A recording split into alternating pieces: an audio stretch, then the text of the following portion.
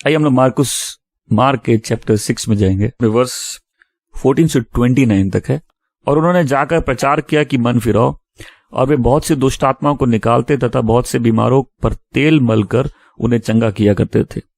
राजा हेरोदस ने भी चर्चा सुनी, क्योंकि उसका नाम प्रसिद्ध हो चुका था, और लोग कह रहे थे यूहन्ना बपतिस्मा देने वाला मरे हुए में से जी उठा है, इसलिए ये शक्तियां उसमें कार्य कर रही है। अभी बात प्रभु यीशु के बारे में हो रही है।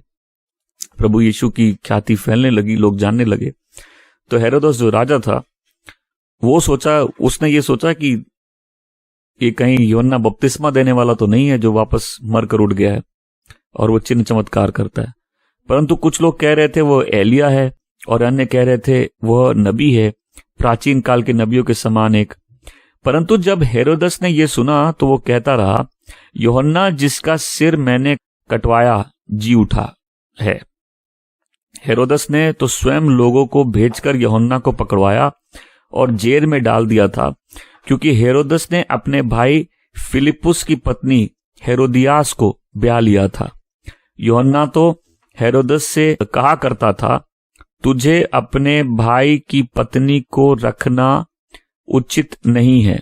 अतः हेरोदियास उससे शत्रुता रखती थी और चाहती थी कि उसे मरवा डाले, पर ऐसा ना कर सकी। हेरोदस ये जान के यूहन्ना से डरता था कि वो एक धर्मी और पवित्र व्यक्ति है और उसकी रक्षा करता था, और जब वह उसकी सुनता था तो बहुत ही घबरा जाता था, फिर भी प्रसन्नता से सुना करता था। और उचित अवसर तब आया जब हेरोदस ने अपने जन्मदिन पर प्रधानों, सेनापतियों और गलील के मुख्य पुरुषों को भोज में आमंत्रित किया। और जब स्वयं हेरोदियास की पुत्री ने अंदर आकर नृत्य किया और उसने हेरोदियास तथा उसके अतिथियों को प्रसन्न किया, तब राजा ने लड़की से पूछा, तू जो चाहे मुझसे मांग, मैं तुझे दूंगा। तथा उसने शपथ खाकर कहा, तू मुझसे आधा राज्य तक भी मांगे तो मैं तुझे दूंगा। उसने बाहर जाकर अपनी माता से पूछा, मैं क्या मांगू? और उसने कहा, यूहन्ना बपतिस्मा देने वाले का सिर। उसने तुरंत राजा के पास दौड़ते हुए अंदर आकर विनती की कि मैं चाहती हूं कि तू यूहन्ना बपतिस्मा देने वाले का सिर एक थाली में रखकर अभी मुझे दे। यद्यपि राजा बहुत उदास हुआ, फिर भी वह अपनी शपथ और अतिथियों के कारण वह उसकी विनती को अस्वीकार करना नहीं चाहता था। राजा ने तुरंत जल्लाद को भेजा और आज्ञा दी कि उसका सर ले आए। उसने जाकर जेल में उसका सिर काटा तथा उसे थाली में रखकर और लाकर लड़की को दिया, और लड़की ने अपनी मां को। जब उसके चेलों ने यह सुना तो आकर उसके शव को ले गए और उसे एक कब्र में रखा। यूहन्ना जो एक जलता हुआ दिया था, आमीन, प्रभु यीशु ने जिसके बारे में गवाही दी थी। अब ये पूरी कहानी मैं ठीक से समझाता हूं। हेरोदस ने यूहन्ना को जेल में डलवाया था, लेकिन वो उससे डरता था क्योंकि लोग उसको नबी मानते थे, और ये हेरोदस खुद भी उस व्यक्ति का सम्मान करता था क्योंकि वो पवित्र व्यक्ति था। लेकिन इस कहानी में एक दुष्ट औरत है। तो इस कहानी में 3 पात्र हैं, हेरोदस, हेरोदियस, यूहन्ना, और एक और है उसकी बेटी जिसका नाम सलोमी था। तो पहले आइए यूहन्ना से चालू करते हैं। लोग जानते थे कि वो एक नबी है और उसमें आत्मा का जो अभिषेक, में सब बोलेंगे आत्मा का अभिषेक।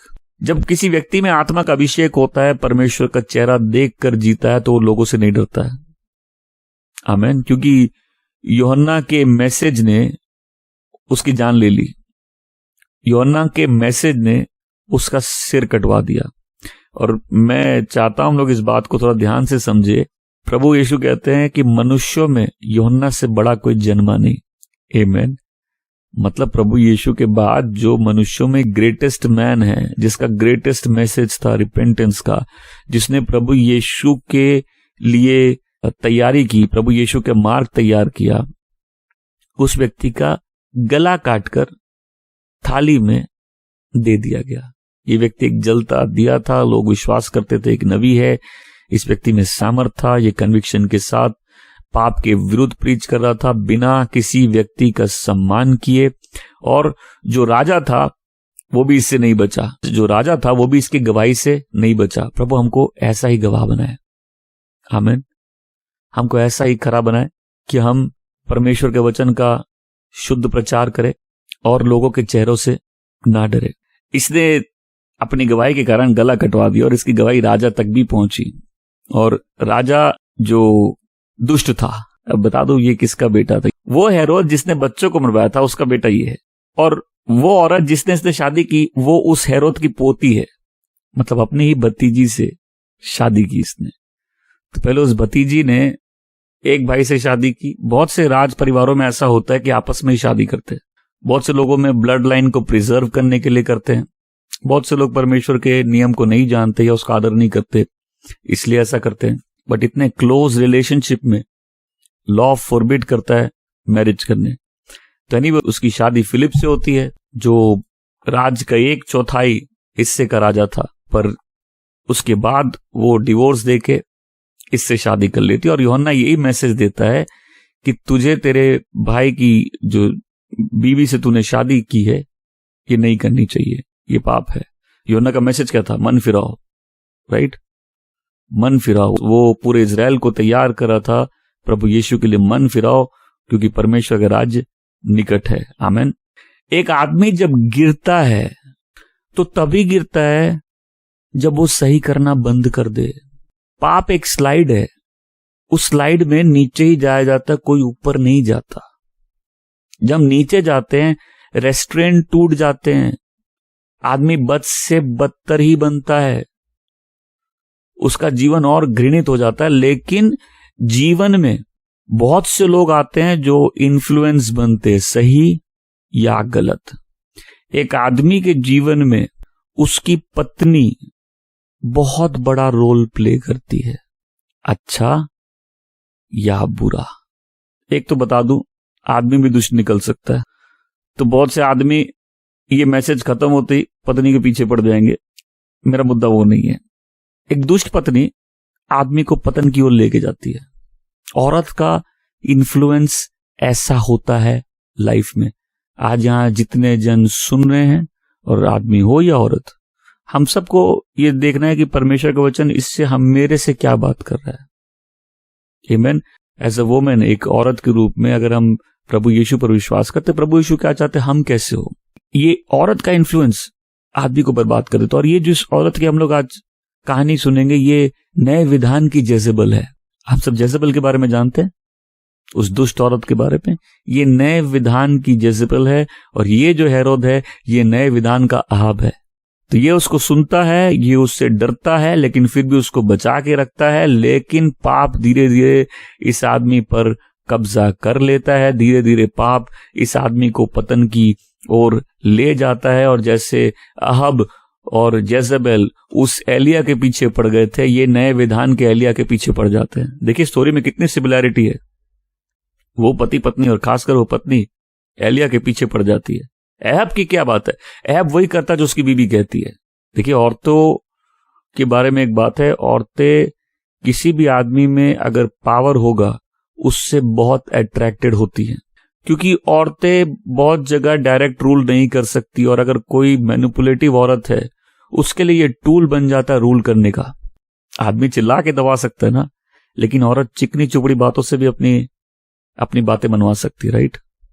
आप बोलेंगे क्या प्यार से अपनी बात रखना गलत है? नहीं, लेकिन उसके पीछे अगर इंटेंशन है मैनिपुलेट करके लीडरशिप छीनने का, मैनिपुलेट करके अपने डिस्ट्रक्टिव माइंड की बातों को अंजाम देना, तो वो औरत दुष्ट है और वो विच क्राफ्ट में है। अगर कोई यहाँ हमारे स्कूल ऑफ फेथ का स्टूडेंट तो समझते विच क्राफ्ट क्या है, right? All forms of manipulation. जब हम किसी को मैनिपुलेट करते हैं उसको विच क्राफ्ट बोला जाता है।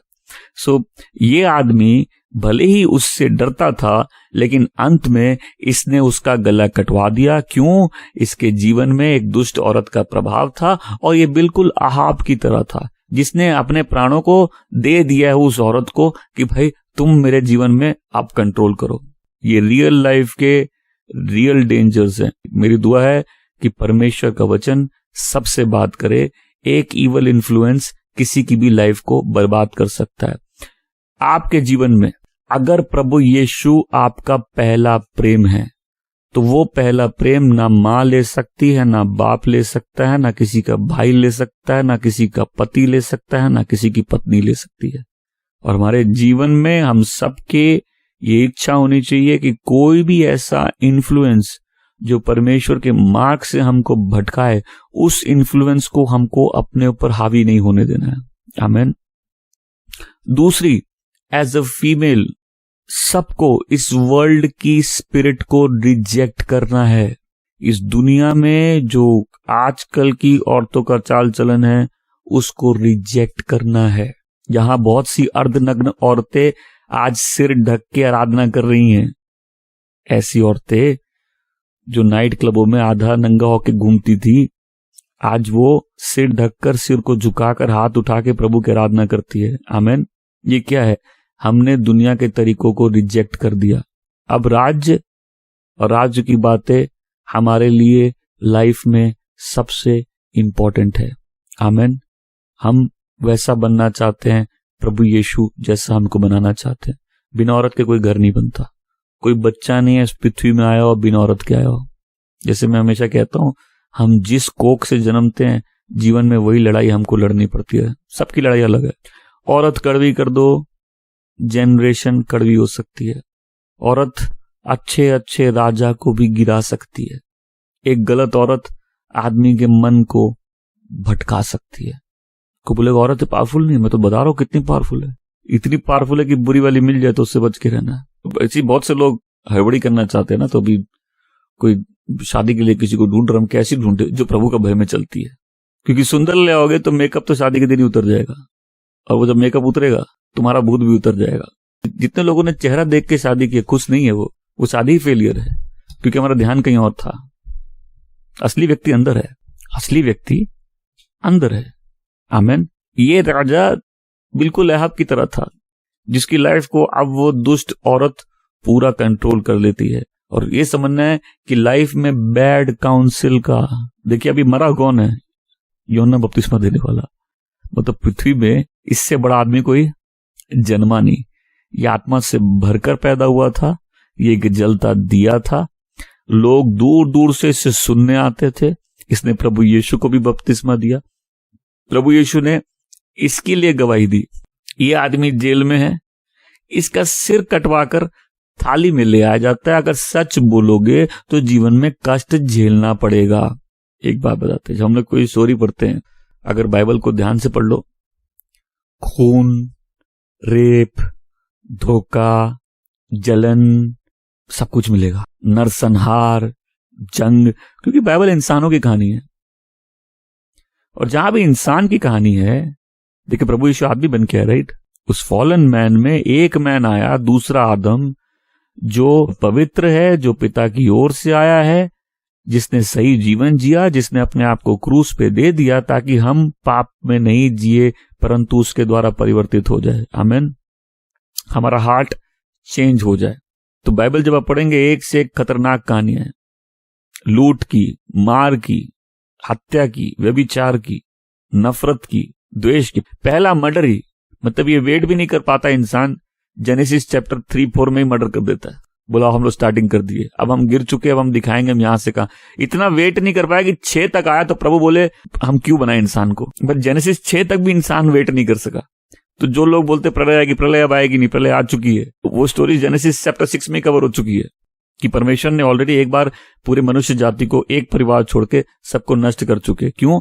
मनुष्य के मन से निकलने वाले हर एक विचार बुरे थे। तो आप इस चर्च में पहले ही समझना है, यहाँ आपको मोटिवेट नहीं करते कि ओ आप तुम बेहतर हो, तुम में कोई बात है, तुम तो चमकते सितारे हो, तुम तो, मतलब बहुत से चर्चों में ऐसे मोटिवेशन देते, राइट, कि ताकि आप वर्ल्डली लाइफ में और सक्सेसफुल हो जाए। अगर प्रभु आपका अमीर बनना चाहते हैं, बहुत बढ़िया।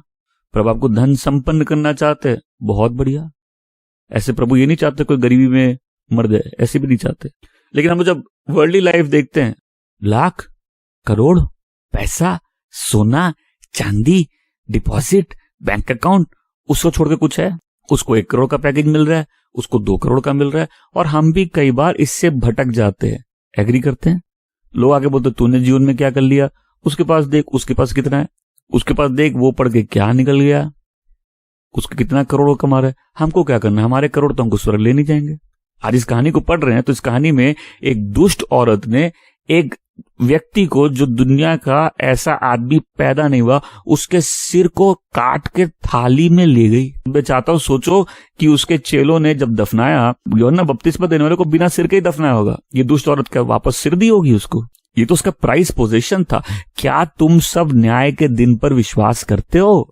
तो फिर अपनी आंखें उस पुरस्कार पर रखे जो प्रभु यीशु से मिलेगी, और अपना मन भटकने नहीं दे। आमीन। हार नहीं माने, दुनिया को देख के बहक नहीं जाए, हमारी लाइफ का कोर्स चेंज नहीं हो जाए, हम डिस्ट्रैक्ट नहीं हो जाए। हो जाता है आदमी डिस्ट्रैक्ट, कई बार ध्यान नहीं दो तो चला जाता है, राइट। कई बार लाइफ की प्रायोरिटी चेंज हो जाती है। तुमको फेलोशिप और चर्च किस लिए दिया गया? इसलिए दिया कि ताकि हम सब एक मन से परमेश्वर की योजनाओं में लगे रहे और हमारा जीवन जय में अंत हो। आमीन। और कई बार वो जय एक थाली में होती है ना। ये आदमी झुका तो नहीं, इस आदमी ने कॉम्प्रोमाइज तो नहीं किया, ये राजा से भी नहीं डरा, राजा भी इससे भय खाता था, लेकिन एक दुष्ट औरत के प्रभाव में राजा ने इसका गला कटवा दिया। इस व्यक्ति का अंत कैसे होता है? एक थाली में सज के। और मैं पूछना चाहता हूं, क्या न्याय पे विश्वास करते हो? क्या आपको मालूम है एक दिन सब हिसाब बराबर हो जाएंगे? जब सुलेमान सदोपदेशक लिखता है, उसमें अन्याय के बारे में बहुत बोलता है कि उसने सूरज के नीचे देखा कैसे अन्याय होता है, कैसे अमीर गरीब का शोषण करता है, कैसे लोगों को अदालतों में न्याय नहीं मिलता है, कैसे दुनिया में इतने दुष्ट काम होते हैं, कैसे बुरा बुरा करके निकल जाता है और भला आदमी कहीं पिस के उसके साथ गलत हो जाता है। आज मन बना लो, हम मरे कैसे भी जिएंगे ठीक से।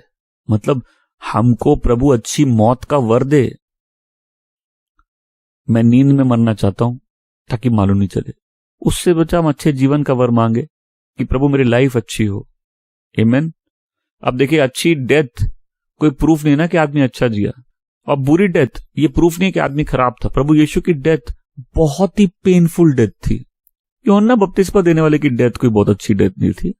प्रभु यीशु को तो मरने में फिर भी 2-4 घंटे लग गए। उसको तो एक बार गला काटा, थाली में पेश कर दिया गया, तुरंत मार के खत्म कर दिया गया। स्टीफन को पत्थरों से मार दिया गया, अच्छी मृत्यु थी। पौलुस का भी सिर काट दिया गया, अच्छी मृत्यु थी। कितने चेलों को जला दिया गया, कितनों को पेड़ से बांध के मार दिया गया, कितनों को गर्म तेल में डुबा के मार दिए गए। आज हम प्रभु के लिए छोटे से चीजों में डिसीजन नहीं ले सकते, उसके लिए मरने को कैसे तैयार होंगे हम? क्या हम न्याय पे विश्वास करते? तो आज मन बनाना कि मेरी लाइफ में हम डिस्ट्रैक्टेड नहीं हो। अगर हमने प्रभु यीशु का नाम लिया है तो हम उसका अनुसरण करें, उसके पीछे चले। आमीन।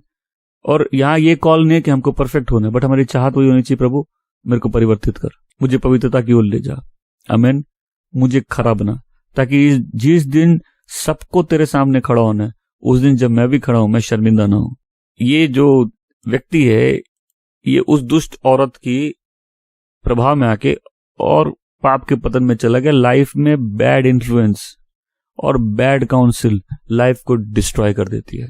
आज कोई है तुम्हारी लाइफ में अगर बैड इन्फ्लुएंस है, यहाँ कितने यंग लोग हैं, बच्चे हैं, तुम बुरे दोस्त बना के अच्छे कभी नहीं बन सकते। लाइफ में बुरा इन्फ्लुएंस होगा, आदमी सही चल नहीं सकता। और कुछ लोग क्या है, बुरा इन्फ्लुएंस हटाना भी नहीं चाहते। ये कॉस्ट है।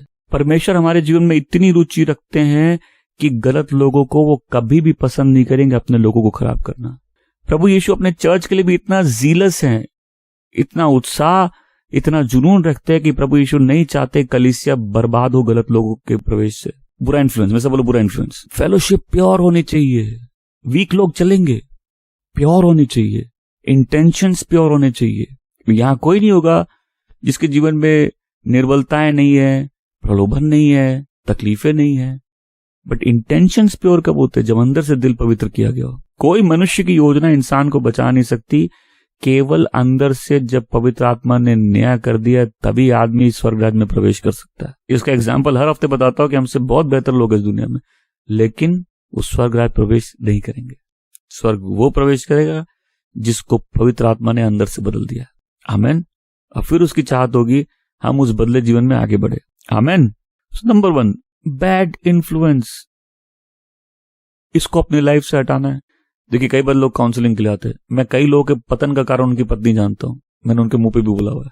दूसरी बात, कैसे एक पापी बहुत जल्दी से पाप के ढलान में नीचे जाता है। तो जब हम लोग गलत रास्ते जाते हैं वो फॉल बहुत फास्ट होता है, सही जाने में बहुत समय लग जाता है। आमीन। एक विश्वासी भी जब पीछे हो जाता है उसका वापस आने में बहुत समय लगता है, कठिनाई होती है, तकलीफें होती है, लेकिन जो पाप का फॉल है वो बहुत जल्दी नीचे लेके जाता है। तीसरे कि जो दुष्ट है उसका अंतर्मन उसको बहुत तंग करता है, उसका कॉन्शियंस हमेशा ट्रबल्ड रहता है। बोलते कि ये हेरोद सदूकियों में से एक था। सदूकी जानते हैं, एक होता है फरीसी, एक होता है सदूकी। फरीसी विश्वास करते पुनरुत्थान में, ठीक है, सदूकी विश्वास नहीं करते पुनरुत्थान में, मरे हुए वापस आ सकते ये वो विश्वास नहीं करते। ये उसका गला कटवा दिया, लेकिन फिर भी इसको डर लगता है कि ये प्रभु यीशु है, ये एलिया वापस आ गया है। जो दुष्ट होता है उसका अंतर्मन उसको बहुत तंग करता है। यहां कोई रात को सो नहीं सकता। वचन कहता है प्रभु अपने बच्चों को, अपने प्यारों को अच्छी नींद देता है, लेकिन दुष्ट के पास कोई शांति नहीं है। दुष्ट तब दौड़ता जब उसका पीछा कोई नहीं करता। आमीन। अगर हमको साहसी और बोल्ड होके जीना है, हमको अपने पापों को प्रभु यीशु के चरणों में लाना होगा। आमीन। अपने मन की ऐसी बातें जो हम पे दोष लाती हैं उसको प्रभु यीशु के चरणों में लाना। बोलेगा हम गिल्ट में नहीं जिएंगे, हम गिल्ट में नहीं, क्योंकि जो गिल्टी होता है वो डरा रहता है, उस पर कॉन्फिडेंस नहीं रहता। उसकी प्रवृत्ति होती है उसको पहले डर लगता है, क्योंकि जहां न्याय है वहां डर अपने आप रहेगा। बट जो व्यक्ति ने अपने दिल से डील करना सीखा है वो परमेश्वर के साथ ठीक से चलेगा और फिर इंसान के सामने निर्भय होकर जिएगा। आमीन। देखो इस व्यक्ति डरा नहीं ना, और ये किसी की थाली की डेकोरेशन बन गया इसका सिर। अब कहानी में आती है तीसरा पात्र, वो दुष्ट औरत। मार्क के 6 अध्याय की 19वीं पंक्ति में जब हम पढ़ रहे थे तो इसको ऐसे लिखा है कि जब यूहन्ना ने चैलेंज किया या वो दोष हेरोद पर लगाया तो ये औरत उसी दिन से अपने मन में उसके विरुद्ध बातें रखती है और ये उसी समय क्लेश करती है ताकि उस व्यक्ति को सजा मिल पाए। लेकिन हेरोद उसको बचा के रखता। अगर हेरोद दुष्ट था, ये औरत उससे ज्यादा दुष्ट थी। वो पापी थी, प्रलोभन देने वाली औरत थी। और देखो जब भी पाप आता है ना वो गहरा लेके जाता है, और आदमी की जो मन की विनम्रता है, एक सॉफ्टनेस ऑफ हार्ट, वो चली जाती है। हम लोग प्रभु की उपस्थिति में क्या हो जाते हैं? कोमल हो जाते हैं। पाप क्या करता है? दिल को कठोर कर देता है। गॉड की प्रेजेंस में क्या हो जाते हैं? हम सॉफ्ट हो जाते हैं, हमारा माइंड ट्रांसफॉर्म्ड हो जाता है। आमीन। हमको परमेश्वर के वचन मोल्ड करने लगते हैं, उसकी बातें चुभती है, फिर दोष में हम जीना नहीं चाहते, पाप चुभने लगते हैं, राइट। और फिर हम चाहते नहीं इस चीज को हमको अपने जीवन से हटाना है। लेकिन जब हम पाप में जाते हैं सबसे पहली अवस्था क्या होती है? दिल थोड़ा कठोर हो जाता है। क्या मजाल है वचन उसके अंदर चला जाए। बोलेगा देखो तुम बोलते हो वहां अच्छी सर्विस होती है, हम तुमको वहां 1 साल बैठ के दिखाएंगे और हम बदलेंगे नहीं। बोला हम ऐसे सख्त व्यक्ति है कि हम वचन को अपने अंदर जाने ही नहीं देते। बोले आपसे कैसे किया? बोले पाप हमको कठोर करके रखा है। तो किसी व्यक्ति को अगर विनम्र होना है उसको अपने पाप से तो डील करना पड़ेगा। कठोर व्यक्ति सुन के भी नहीं सुन सकता, देख के भी नहीं देख सकता। देखिए मैंने अभी पिछला मैसेज था, साहस याद है, हमारी ओवरकमर्स कॉन्फ्रेंस थी, उसमें दिखा ना पवित्र आत्मा के कैसे काम होते हैं। पवित्र आत्मा से जब कोई भरता वो टेंडर हो जाता है अंदर से। जब परमेश्वर की उपस्थिति कोई महसूस करता है उसका हार्ट विनम्र हो जाता है। उसको छोड़ के बाकी सब एक्साइटमेंट है, बाकी सारी अवस्था एक्साइटमेंट है। मतलब जब सब उछल रहे तो 2-4 लोग उछल सकते, सब गिर रहे तो 2-4 गिर जाएंगे, सब रो रहे तो किसी को देख के रोना आ सकता, राइट। उसको हम आत्मा के काम नहीं बोल सकते। बट जब गॉड की मैनिफेस्ट प्रेजेंस, परमेश्वर की प्रकट उपस्थिति आती है, उसका फर्स्ट साइन क्या है? कि जो उस उपस्थिति को अनुभव कर रहा है उसका दिल पिघल जाता है। आमीन। सब एग्री करते हैं इस बात से? होता है ऐसा। हम क्या देखेंगे? हम प्रभु की उपस्थिति में कब बढ़ रहे? जब मेरा हार्ट टेंडर हो रहा है, जब हम अपने हार्ट से डील कर पा रहे हैं। आमीन। जब हम अपने पापों का पश्चाताप कर पा रहे हैं, जब हम उसके रूप में बदलते जा रहे हैं, वो साइन है कि परमेश्वर का आत्मा मेरे जीवन में क्रियाशील है। उसको छोड़ के बाकी सब एक्साइटमेंट है, फीलिंग। अच्छा गाना गाओ सबको अच्छा लगेगा, राइट। सर्दी में भी रोंगटे खड़े होते हैं, तो हो सकता है सर्दी लग रही हो किसी को, बट परमेश्वर क्रियाशील, उसका मार्ग क्या है? मेरा हार्ट सॉफ्ट हो गया। देखो जब तुम्हारे जीवन में कोई प्रलोभन है और तुम उससे निकलना चाहते हो, आंख से आंसू आ जाएंगे, आदमी अपने बल से उससे निकल नहीं पाएगा। और कई पाप ऐसे हैं जिनके लिए बहुत रोना पड़ता है, तब जाके उन पे जय पा पाते हैं। बहुत टूटना पड़ता है। आदमी चाहता है हम ये नहीं करना चाहते, हम ये नहीं करना चाहते, तो संघर्ष खराब नहीं है, लेकिन आदमी अपने आप को बदल सकता है। वो भी पवित्र आत्मा का काम है। पवित्र आत्मा परमेश्वर के वचन को लेके हमारे दिलों में काम करना चालू कर देता है। आमीन। और इसलिए मैं बोल रहा हूं ना, देखो चर्च में वर्ड की इंपॉर्टेंस इतनी है, राइट। इनफैक्ट हम लोग जो करते हैं वो सब इंपॉर्टेंट है, और उसमें हमारा ध्यान रहना, हमारा फोकस रहना। इस व्यस्त जीवन में बैठ के सोचने की फुर्सत है? हम लोग बोलते हैं हम गवाही अपनी बांटेंगे, तो तुम्हारी गवाही सुन के कोई प्रभु में नहीं आएगा, उसको सुसमाचार ही सुनना पड़ेगा उद्धार पाने के लिए। तुम्हारी गवाही से वो इंटरेस्टेड हो सकता है, तुम्हारी गवाही से उस पर प्रभाव पड़ सकता है, लेकिन उसको नया जीवन पाने के लिए सुसमाचार ही सुनना पड़ेगा, क्योंकि परमेश्वर का पवित्र आत्मा परमेश्वर के वचन के अनुसार काम करता है। आमीन। उस वचन को लेके हमारे अंदर क्रियाशील हो जाता है। आमीन। अगर हेरोद बुरा था, ये औरत दुष्टों की मां थी, प्रलोभन देने वाली दुष्ट औरत। तो पहले मैंने बता दिया कि ये अपने चाचा से ही शादी करती है, और दूसरे चाचा से, पहले को छोड़कर फिर दूसरे और अमीर चाचा के पास को पकड़ लेती है, जिसका और बड़ा राज्य होता है। और जब हम पाप में पड़ जाते हैं, गलत प्रभाव में पड़ जाते हैं, उसका फर्स्ट एक और साइन होता है, जो कंट्रोल होता है ना, वो चला जाता है।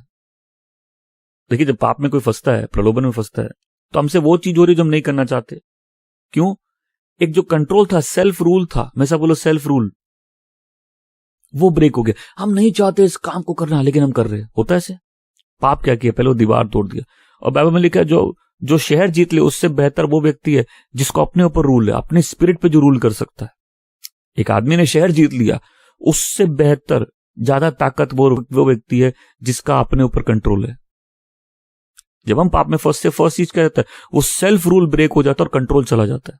फिर हमको लगता है इस चीज के सामने हम बहुत वीक हो गए, वीक हो जाते, राइट। उस चीज के सामने बहुत वीक हो गए, हम चाह कर भी उससे नहीं लड़ पा रहे। क्यों? वो रूल ब्रेक हो गया। और देखो, इस औरत का वो आदमी गुलाम बन गया। और हमने भी पाप के गुलाम ऐसे ही बन जाते हैं, पाप जंजीरों से ऐसे ही बांध लेता है। और ये औरत कितनी दुष्ट थी कि इसकी बेटी को, एक जवान बेटी को, इसने गंदा नाच नचवाया और इस्तेमाल किया उस आदमी को मारने के लिए। बेटी की उम्र ज्यादा नहीं होगी, लेकिन उसने जो नाच किया था वो टेम्प्ट करने वाला नाच था। तो ये अपने सौतेले बाप के सामने नाचती है बेटी, और ये आए हुए सारे लोगों के सामने उस नाच को करती है। ये जो भी नाच था, ये बहुत लस्टफुल नाच था।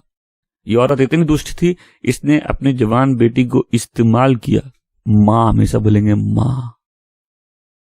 आइए एक अच्छी औरत पे आते। माँ, एक माँ का बच्चों पे कितना इन्फ्लुएंस होता है, वो बाप का नहीं होता। एक गॉडली माँ एक ब्लेसिंग है। एक प्रार्थना करने वाली माँ एक ब्लेसिंग है। आमीन। बच्चे के मन में परमेश्वर का भय डालने वाली माँ एक ब्लेसिंग है। एक ऐसी माँ जो परमेश्वर से प्रेम करती है, उसकी आराधक है, उसकी भक्त है, और अपने बच्चों में उसी डायरेक्शन में ले जाना चाहते हैं, वो कितनी बड़ी ब्लेसिंग है, कोई सोच सकता है। पॉजिटिव सेंस में सोच के देखो, आज अभी सारी औरतों को कुछ बनना है। क्या बनना है? उनको पास्टर बनना है, उनको बिजनेस वुमेन बनना है, उनको प्राइम मिनिस्टर बनना है, प्रेसिडेंट बनना है। मतलब उसको लगे कि हम आदमी सोचे, राइट, एक पावर और एक कंट्रोल फील हो, राइट, क्योंकि हम वीक है, हमारा अब्यूज हुआ है, हमारे साथ अन्याय होता है, तो अब हमको उसका जवाब देना है और हमको दिखाना हम कर सकते हैं, हम बन सकते हैं। राइट। तो ये वर्ल्डली स्पिरिट क्या है? हमको बराबर बनना है। हम बराबर क्या, हम उससे बेहतर बनेंगे, हम उनसे बेहतर कर सकते नहीं, बिल्कुल बेहतर कर सकते हो। सवाल अब तुमको करने क्या बुलाया गया? इन्फ्लुएंस।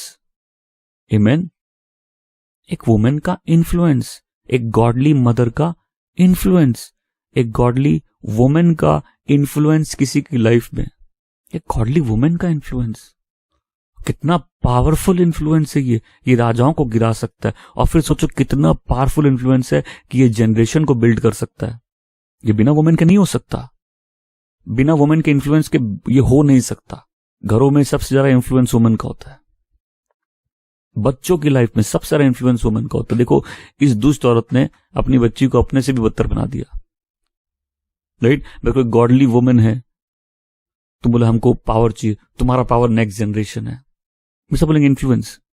वो इन्फ्लुएंस का पावर जो वुमेन के भी हाथ में, तो क्या ये औरत वापस वो सर दी होगी दफनाने के लिए? और किसका सर है? सबसे मनुष्यों में जो सबसे श्रेष्ठ आदमी पैदा हुआ उसका सिर है।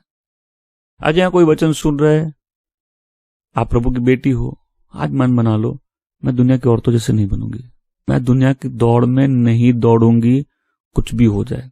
एक फीमेल के ऊपर इतना अटैक होता है क्योंकि शैतान को मालूम है इसको खराब कर दो, घर को खराब कर सकते हैं, बच्चों को खराब कर सकते हैं, सब बर्बाद कर सकते हैं। बोलो मैं कठोर नहीं बनूंगी। औरत कैसे कठोर थी? उसने अपने मन में इस बात को रखा और वो सही समय का इंतजार कर रही थी बदला लेने के लिए। सास बहू की सीरियस में यही दिखाया जाता है ना, बहू के साथ कुछ हो गया, बेटी के साथ, अब माँ को फोन करती, माँ बोलती वेट मैं तेरे को बताती हूँ बदला कैसे लेना है, राइट। फिर वो वैसे ही करती जैसे माँ ने किया था, और तीर सही पे फिर माँ को फोन करती माँ, और फिर म्यूजिक का दिखाता है, दोनों की दुष्ट हंसी दिखाती, राइट। माँ बेटी मिलकर खुश होती है। ऐसा कोई भी इन्फ्लुएंस जो अनगॉडली इन्फ्लुएंस है हम अपने पर होने नहीं देंगे। वो दुष्ट की राय कहीं से भी आ सकती है, राइट। कोई भी काउंसिल जो गॉड की विल में नहीं है वो गलत काउंसिल है, राइट। और मैं चाहता हूं समझे एज वुमेन क्या इन्फ्लुएंस हम लेके आ सकते हैं लोगों की लाइफ में, खासकर अपने बच्चों की, फैमिली की लाइफ में। तो उसकी बेटी नाचती है अपने सौतेले बाप के सामने, सारे जो लोग आए उनके सामने, बहुत लस्टफुल डांस होता है। और उसकी बेटी जब पूरे सेंशुअल होके वो डांस करती है, उसके बाद राजा बोलता बेटा तुमको क्या चाहिए, तुम आधा राज्य भी मांगोगे मैं तुमको दे दूंगा। इसको मैनिपुलेशन का बहुत हाई फॉर्म बोलते हैं। अभी की दुनिया क्या है? सक्सेस में सब बोलो सक्सेस। उसकी बेटी का 1 करोड़ का पैकेज है, उसकी बेटी तो वो कर ली, उसके पास तो इतना है। ये चीजें माइंड पे ऐसी हावी होती है कि हम अपने लाइफ में एक ही चीज बना लेते हैं कि भाई हमको आगे बढ़ना है बाय हुक और बाय क्रूक। हम लाइफ में सक्सेसफुल बनेंगे, हम दूसरों के कंधों पे चढ़कर आगे बढ़ते हैं और हमको वही चाहिए। क्यों? हमारी लाइफ में वही एस्पिरेशन है। आप बोल रहे कि आप हमको बोल रहे हो हम लाइफ में सक्सेसफुल नहीं, मैंने नहीं बोला। मैं बोल रहा हूं सक्सेस की डेफिनेशन चेंज कर लो। अगर मेरे पास दुनिया का सारा धन है और मैं परमेश्वर की बेटी जैसे नहीं जी रही, फायदा क्या उस धन का? तो मैं ये नहीं कह रहा कि धन मत रखो, मैं ये नहीं कह रहा पढ़ो मत, मैं ये नहीं कह रहा कि जीवन में सही उद्देश्य नहीं होने चाहिए, बट दुनिया की दौड़ क्या है? बच्चों कंपेयर कर देखो वो कितना कमा रहा है, राइट। वो कितना कमा रहा है? इतना कमा रहा है कि प्रभु के दिन उसके पास फुर्सत नहीं वचन सुनने की। इतना नहीं कमाना मेरे को, इतना पैसा उसके पास सीधा नरक जा रहा है, तभी दीजिए मेरे को। वो इतना अमीर है, क्या बताए कि परमेश्वर की परवाह नहीं करता। हमको नहीं बनना उतना अमीर। वो इतना अमीर है, वो अपने सामने किसी को कुछ नहीं समझता। हमको नहीं बनना उतना अमीर। आप बोले आप तो एकदम हम लोग को क्या सिखा रहे हो, आप तो हम लोग गरीब कर दोगे। बिल्कुल नहीं। धन अमीर होने की परिभाषा अलग है। गरीब वो व्यक्ति है जिसके पास पैसा परमेश्वर नहीं है, जिसकी लाइफ की प्रायोरिटी तो ऐसा वो मैंने हम बोल सकते नहीं हम दुनिया की दौड़ में नहीं जाएंगे, नहीं पड़ेंगे। अभी आजकल माँ बाप अपनी बेटी को कैसे बड़ा करते हैं, ये मेरा बेटा है, शादी हो जाती है, आदमी बोलता है हम दूसरे आदमी से शादी कर लिए, एक घर में अब 2 आदमी कैसे रहेंगे, ये तो बेटा है, ये तो माँ का बेटी नहीं है, ये तो बेटा है। अपनी बेटियों को ऐसे नहीं पालना है, अपनी बेटियों को ऐसे नहीं पालना है। बच्चों को पढ़ाना है, पढ़ाना नहीं है, पढ़ाना, राइट, एजुकेट करना है। बच्ची अगर करियर में कुछ कर सकती है बिल्कुल करे, बट अगर वो जाके घर नहीं बनाए तो फायदा है? वो जरूर घर उजाड़ के आएगी। मेरे साथ बोले एम्बिशंस, जो एम्बिशियस लोग होते हैं ना उनको लाइफ में एक ही चीज आती है, आगे बढ़ना। भाई किसके कंधे पड़ के हमको आगे बढ़ना है। और नो डाउट आजकल बहुत सी फीमेल्स ऐसे, देखो हम लोग कहानी पढ़ रहे, राइट, ये कहानी हजारों साल पुरानी है, इससे भी पुरानी कहानियां जाओगे। औरत आदमी से भी ज्यादा दुष्ट निकल सकती है। जो पहला पाप है उसमें भी औरत ही थी, पहला घर खराब करने में भी औरत थी। मैं सब बोला एम्बिशन, मेरी बेटी बहुत एम्बिशियस है, इसको मैंने लड़कों की तरह पाला है, इसका जो मना है वो पहनेगी, इसका जैसे मना है काम करेगी। बोले हमसे शादी क्यों करवा रहे हो? बोले आप बोलना क्या चाहते हैं? हम बोलना चाहते हैं परमेश्वर के बच्चे दुनिया के जैसे नहीं हो सकते। आज यहां कोई बैठा है तो परमेश्वर के सामने अपना मन बना ले कि जो दुनिया में सबसे सर्वश्रेष्ठ आदमी था उसका सिर काट के एक थाली में रख दिया गया था। तो मैं ऐसे जीऊं कि परमेश्वर का दिन नहीं है, कोई न्याय नहीं है। मेरे को अपनी लाइफ ऐसे जीने की मैं परमेश्वर की बेटी बन के जीऊं। आमीन। मेरा मेकअप जेजेबेल की तरह, लेकिन मैं हूं तो प्रभु के घर में ना। आप दिल देखो ना, परमेश्वर दिल देखते हैं। जब हम परमेश्वर के वचन को एक्सेप्ट करें, हम पूरा परमेश्वर का वचन एक्सेप्ट करें। आमीन। आपके सजने से किसी को तकलीफ नहीं है, लेकिन आप क्यों सज रहे हो ऐसे? जैसे वो औरतें सजती थी? ये आपको अपने आप से पूछना है। आपके लाइफ के एस्पिरेशंस क्या है? आप क्यों फ्रस्ट्रेटेड है? क्योंकि आप दुनिया की तरह एम्बिशन में आगे नहीं बढ़ पा रहे, राइट?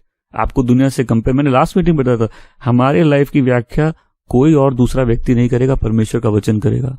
इसके और जेजेबल में क्या सिमिलैरिटी है कि दोनों ही राज परिवार से थे, दोनों ही राजाओं से शादी की, दोनों ही अपने हस्बैंड से भी ज्यादा एम्बिशियस थे, दोनों कुछ भी करने के लिए तैयार थे उनको जो मिलने के लिए।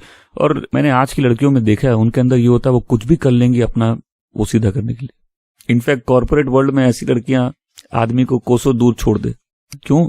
ये बहुत एम्बिशियस है, ये कुछ भी कर सकती है आगे बढ़ने के लिए। इनको पावर चाहिए, इनको कंट्रोल चाहिए। आमीन।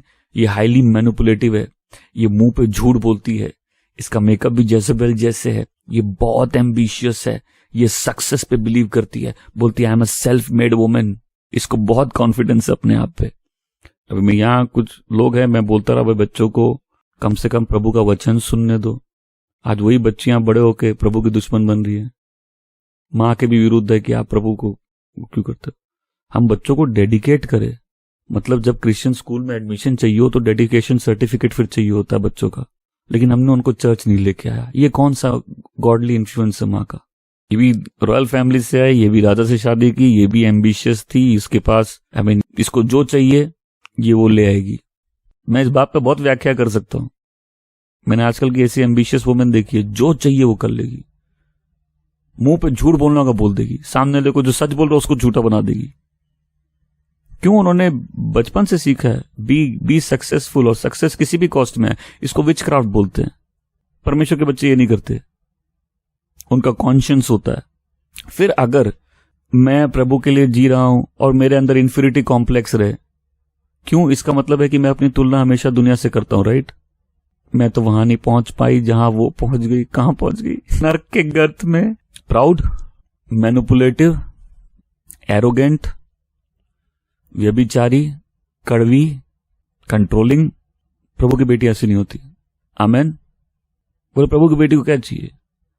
वो प्रभु की इच्छा में ज्यादा इंटरेस्टेड है अपनी इच्छाओं से।